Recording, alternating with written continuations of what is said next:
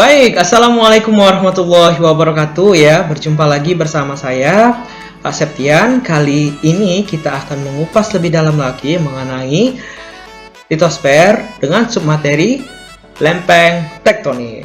Oke, tanpa berlama-lama lagi, sebelum itu kita mulai pembelajaran hari ini dengan sama-sama berdoa ya. Let us pray together. Pray start. Pray finish. Okay? Check this out, this slide. Henshin. Oke, yang pertama itu adalah kita harus mengenal dulu atau bertaaruf dulu apa sih itu litosfer. Oke, litosfer di sini merupakan berasal dari dua kata, yaitu berasal dari bahasa Yunani yaitu litos yang artinya batuan dan sfer yang artinya lapisan, ataupun bahasa Yunani ya, spaira dan litos.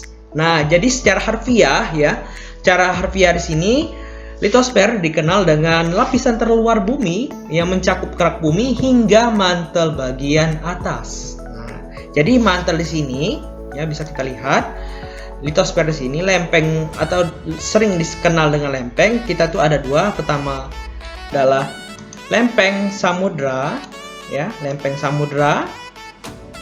Kemudian adalah lempeng benua ataupun kerak benua ataupun kerak samudra yang lebih kita kenal ya.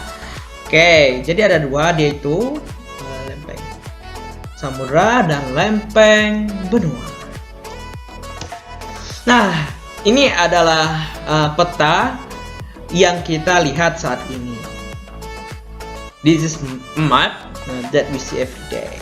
But asal kalian tahu ya teman-teman sekalian, bahwasanya kita itu tinggal ataupun menetap dengan struktur lapisan bumi yang berbeda-beda, ataupun yang kita tinggali ini mempunyai lapisan yang mungkin belum kita kenal sama sekali. Nah, jadi di sini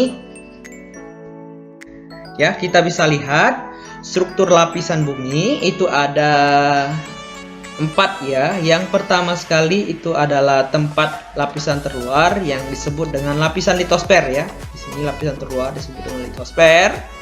Nah, di bawah lapisan litosfer itu ada lapisan astenosfer ataupun yang sering disebut dengan mantel bumi. Nah, jadi di mantel bumi ini memiliki ketebalan 2900 km.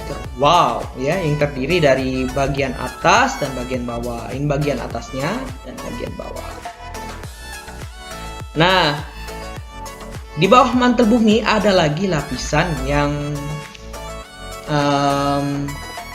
memiliki ciri khas tertentu ataupun sering disebut dengan inti luar bumi dan inti dalam bumi. Nah, inti dalam bumi ini sifatnya sangat-sangat panas dan sangat-sangat padat. Kemudian memiliki ketebalan 1200 km. Untuk inti luar bumi itu sifat tebalnya 2266 km. Dan tadi ya mantel bumi tadi sifatnya cair, kemudian panas, dan sifatnya elastis, dia bisa bergerak. Nah, lapisan astenosfer inilah yang akan menyebabkan lempeng-lempeng benua ataupun lempeng-lempeng samudra dapat bergerak di atas permukaan bumi yang kita injak.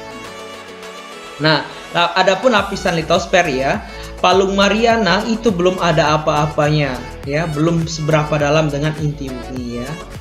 Kemudian kerak bumi ya ataupun lapisan litosfer itu memiliki ketebalan 6-70 km.